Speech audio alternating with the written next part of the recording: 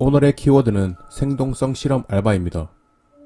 임상실험이라고도 불리며 임상시험이란 신약을 시판하기 전에 유효성을 평가하기 위하여 알바생들을 모집하여 약을 복용 후 400에서 600ml 정도의 피를 뽑아내는 식으로 실험이 진행되는데요. 이게 꽤나 고수입의 알바이기 때문에 며칠만 일해도 몇십만원에서 몇백만원까지 다양하고 방식 또한 달랐기에 하는 방법이나 알바생들을 모집하는 방법 또한 많이 다를 수밖에 없었습니다. 이 이야기는 허스가 대학생 때 목돈이 필요하여 생동성 실험 알바를 지원하여 일어난 이야기라고 합니다.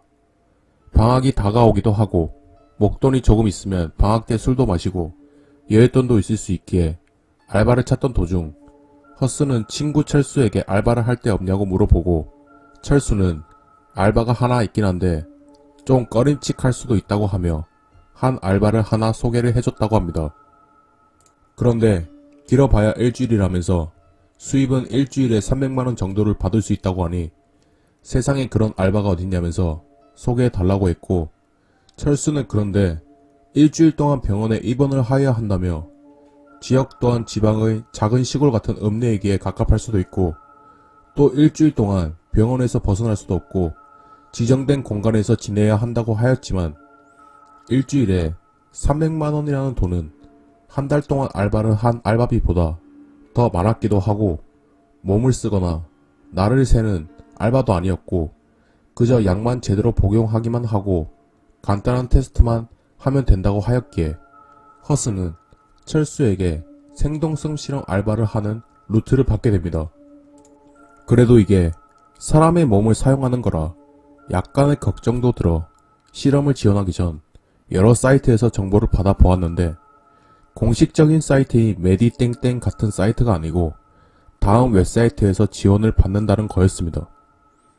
그래서 철수에게 물어보니 거기는 아는 지인들만 아는 알바 사이트이기 때문에 공식적인 사이트에서는 지원자를 받지 않는다.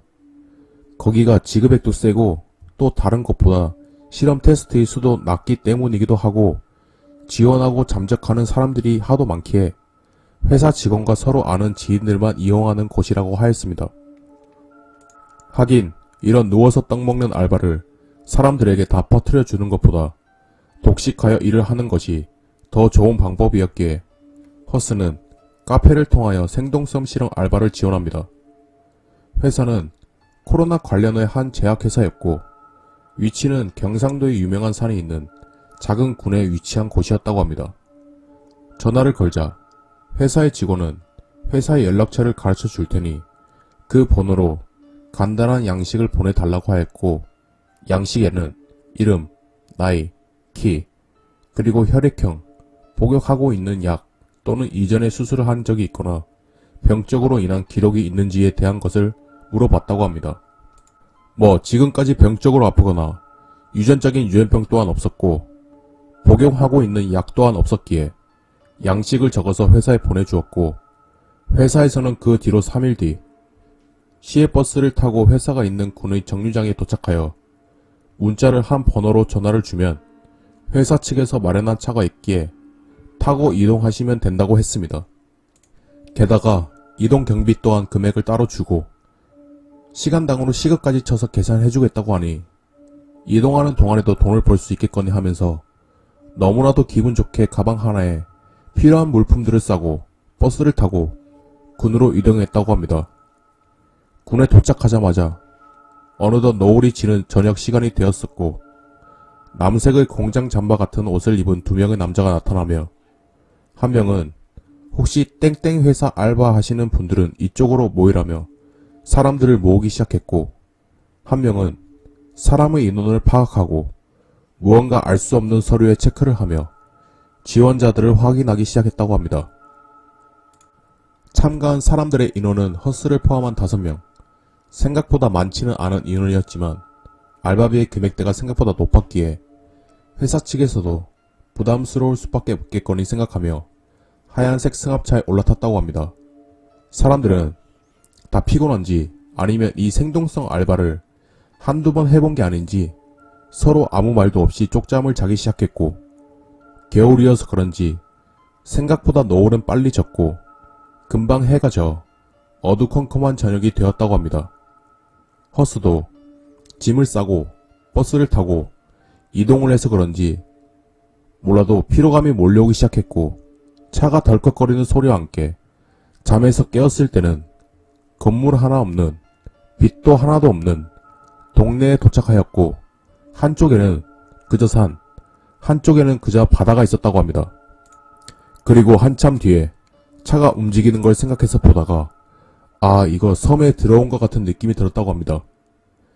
다행히 배로 다니는 섬은 아니었고 차도가 있는 섬이었는데 너무나도 동네 사람들이 인적이 드물고 오래된 곳인지 아니면 회사의 위치 때문에 거주지와 떨어져 있는 것인지는 몰라도 정말 조용했다고 합니다.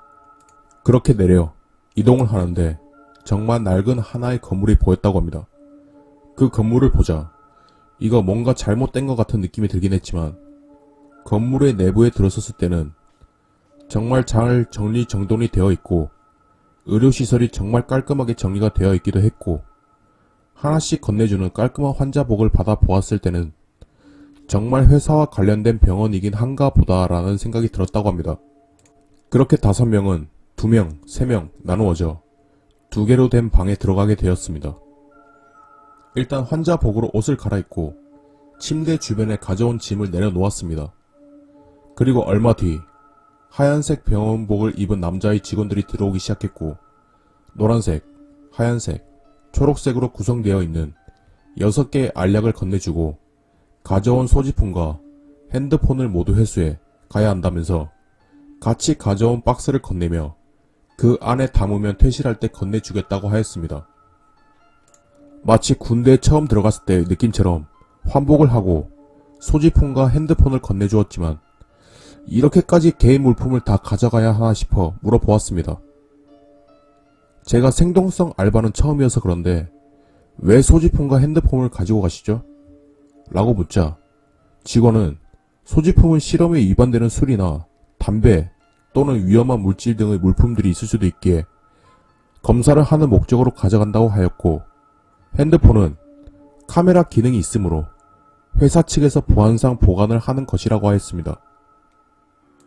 약을 먹자 약 기운이 들어서 그런지 허스는 자신도 모르게 순식간에 잠에 빠져들었고 중간에 방 밖의 건물 내부에서 들리는 알 수 없는 바퀴 소음 같은 것이 들리기도 하였지만 건물 안에서 일하는 소리라니 생각하며 다시 잠에 빠져들었습니다.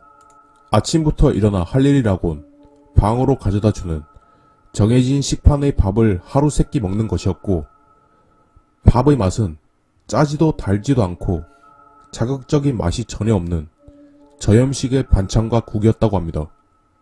이게 너무 자극적이지 않으니까 밥을 먹어도 먹은 것 같지 않는 헛배부름이 있고 계속해서 하루 종일 배가 고프고 미쳐버릴 것 같았다는 것이었습니다.